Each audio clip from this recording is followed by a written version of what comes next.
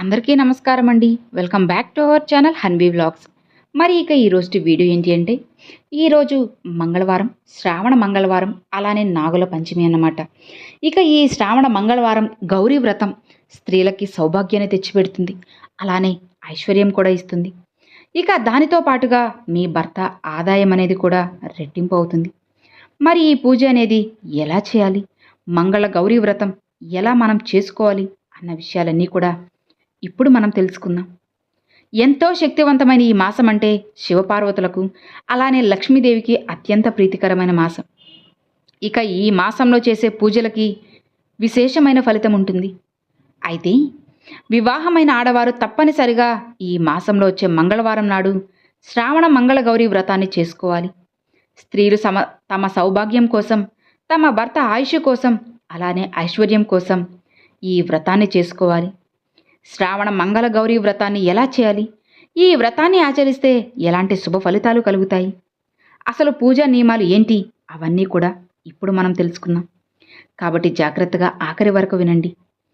ఈ మాసంలో మొత్తం 4 శ్రావణ మంగళవారాలు వచ్చాయి. ఇక మీరు ఏదైనా సరే ఒకే ఒక శ్రావణ మంగళవారం నాడైనా ఈ మంగళ గౌరీ వ్రతాన్ని చేసుకోవాలి. వరలక్ష్మి వ్రతానికి ఎంత విశిష్టత అయితే ఉంటుందో అంతే విశిష్టత ఈ మంగళ గౌరీ వ్రతానికి కూడా ఉంటుంది. గౌరీదేవి అంటేనే శక్తి స్వరూపిణి అయిన పార్వతీదేవి. శ్రావణ మంగళవారం నాడు గౌరీదేవిని పూజిస్తే స్త్రీలకు దీర్ఘ సుమంగళి యోగం ప్రాప్తిస్తుంది. అలానే మీ భర్త సంపద విపరీతంగా పెరుగుతుంది. కోరిన కోరికలన్నీ తప్పకుండా నెరవేరుతాయి. కుటుంబ కష్టాలన్నీ తొలగిపోతాయి. ఇక పెళ్ళైన ఆడవాళ్లు మాత్రమే కాకుండా వివాహం కాని ఆడపిల్లలు కూడా ఈ మంగళ గౌరీ వ్రతాన్ని ఆచరించి మీరు కోరుకున్న భాగస్వామిని పొందవచ్చు. ఎంతో అదృష్టం ఉంటే కానీ ఈ గౌరీ వ్రతాన్ని చేసుకోలేరు. కాబట్టి ఈ వ్రతాన్ని చేసుకునే ఆడవారు శ్రావణ మాసంలో ఏదైనా సరే ఒక మంగళవారం నాడు తెల్లవారుజామున నిద్రలేచి తలస్నానం చేసి ఇల్లంతా శుభ్రం చేసుకొని ఇంటి గడపలకు పసుపు రాసి ఇంటి ముందు ముగ్గు వేసి గుమ్మానికి మామిడి తోరణాలు కట్టుకోండి. ఈ వ్రతాన్ని ఆచరించే ముందు ఇల్లంతా పసుపు నీళ్లు చల్లుకోవాలి. విశేషంగా ఈ వ్రతాన్ని చేసుకునే ఆడవారు తప్పనిసరిగా ఎరుపు రంగు వస్త్రాలను ధరించాలి. ఈ రంగు వస్త్రాలు ధరించి మంగళ గౌరీ వ్రతాన్ని చేసుకుంటే మీ పూజకి సంపూర్ణ పుణ్య ఫలితం ఉంటుంది. ఇక పూజ గదిలో ముగ్గు వేసి పూజ గదిని అందంగా అలంకరించుకోండి. మంగళ గౌరీ వ్రతాన్ని ఆచరించేవారు అమ్మవారి రూపుని ప్రతిష్ఠించి అమ్మవారిని గౌరీదేవిగా భావించి పూజ చేసుకోవాలి. అయితే అమ్మవారి రూపును పెట్టుకోలేని వారు పసుపుతో గౌరీదేవిని తయారు చేసి ఈ వ్రతాన్ని చేసుకోవచ్చు. గౌరీదేవిని ఎలా తయారు చేయాలంటే ముందుగా కాస్త పసుపు తీసుకొని పసుపులో పాలు పోసి ఒక చిన్న పసుపు ముద్దలా తయారు చేసుకోవాలి. ఇక ఈ ముద్దను గౌరీదేవిలా భావించి మీ పూజ గదిలో ఒక ఎర్రటి వస్త్రాన్ని వేసి ఆ వస్త్రం పైన బియ్యం పోసి 2 తమలపాకులను పెట్టి తమలపాకుల పైన గౌరీదేవిని ప్రతిష్ఠించుకోవాలి. ఇక గౌరీదేవిని ప్రతిష్ఠించిన తరువాత ముందుగా వినాయకునికి నమస్కారం చేసుకొని మంగళ గౌరీ వ్రతాన్ని ప్రారంభించాలి. అయితే పూజ అనేది ప్రారంభించే ముందు తోరణాలు తయారు చేసుకోవాలి. తెల్లటి దారాన్ని 5 పోగులుగా తీసుకొని ఆ దారానికి పసుపు రాసి 5 ముడులు వేసి ఈ పసుపు దారానికి ఒక పుష్పం కట్టి తోరణంలాగా తయారు చేసి అమ్మవారి ముందు పెట్టుకోవాలి. తరువాత గౌరీదేవికి కుంకుమ బొట్టు పెట్టి పుష్పాలు సమర్పించి అమ్మవారికి నమస్కారం చేసుకొని దీపాలు వెలిగించాలి. అయితే విశేషంగా గౌరీదేవి పూజలో మట్టి దీపాలు కానీ పిండి దీపాలు కానీ వెలిగిస్తే ఎంతో మంచిది. 5 పిండి దీపాలు తయారు చేసి దీపాలకి కుంకుమ బొట్లు పెట్టి ఒక్కో దీపంలో 5 ఒత్తులు వేసి ఆవు నెయ్యితో దీపారాధన చేసి దీపానికి నమస్కారం చేసి గౌరీదేవికి తాంబూలం సమర్పించాలి. ఇక తమలపాకుల పైన 2 అరటి పండ్లు అలానే 2 ఒక్కలు వేసి గౌరీదేవికి తాంబూలం సమర్పించి నమస్కారం చేసుకోండి. ఇక విశేషంగా ఈ మంగళ గౌరీ వ్రతంలో గౌరీదేవిని గన్నేరు పూలతో పూజిస్తే 1000 గోవులను దానం చేసినంత ఫలితం ఉంటుంది. అలానే గులాబీ పూలతో పూజిస్తే ఆర్థిక సమస్యలన్నీ తీరుతాయి. ఇక గౌరీదేవి పూజలో పాలతో చేసిన పరమాన్నం ఉండాలి. ఇంట్లో పాలు పొంగించి ఆ పాలతో నైవేద్యాన్ని తయారు చేస్తే అమ్మవారి చల్లని చూపు మీ కుటుంబంపై ఎప్పుడూ ఉంటుంది. ఇక అలానే మీ స్తోమతను బట్టి పచ్చి శనగలు, పులిహోర, గారెలను నివేదించవచ్చు. ఇక గౌరీదేవి పైన అక్షింతలను వేస్తూ మంగళగౌరి అష్టోత్తర శతనామావళిని భక్తి శ్రద్ధలతో పఠించాలి.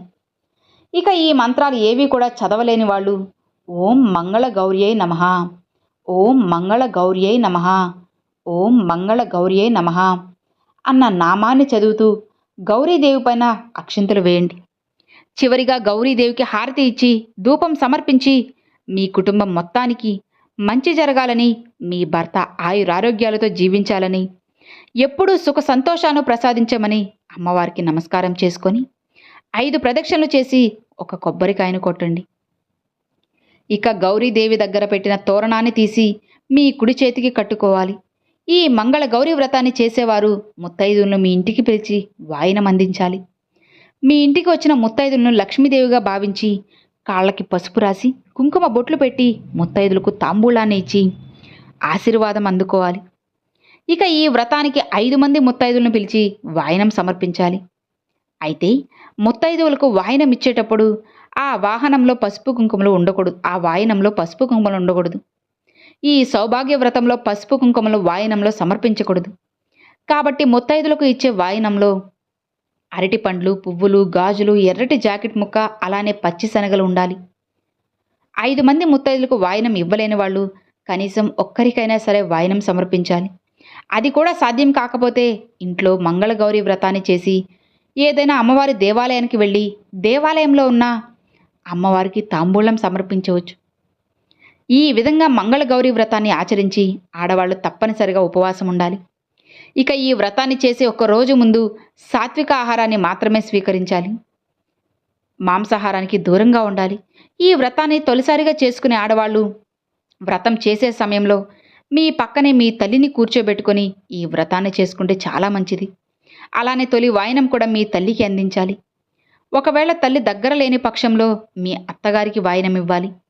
ఎంతో శక్తివంతమైన ఈ శ్రావణ మంగళగౌరి వ్రతాన్ని చేసుకుంటే ఆడవారి సౌభాగ్యం వర్ధిల్లుతుంది. తన భర్త ఆయుష్ పెరుగుతుంది. సంతానం లేని వారికి సంతానం కలుగుతుంది. ఇంట్లో సుఖ సంతోషాలు, అష్టైశ్వర్యాలు వృద్ధి చెందుతాయి. కుటుంబమంతా ఆయురారోగ్యాలతో సిరి సంపదలతో జీవిస్తారు. ఇక భార్యాభర్తల మధ్య కలహాలన్నీ తొలగిపోయి అన్యోన్యత అనేది పెరుగుతుంది. భక్తి శ్రద్ధలతో ఈ వ్రతాన్ని ఆచరించి గౌరీదేవిని ఏది కోరుకున్నా సరే సకల కోరికలు తీరుతాయి.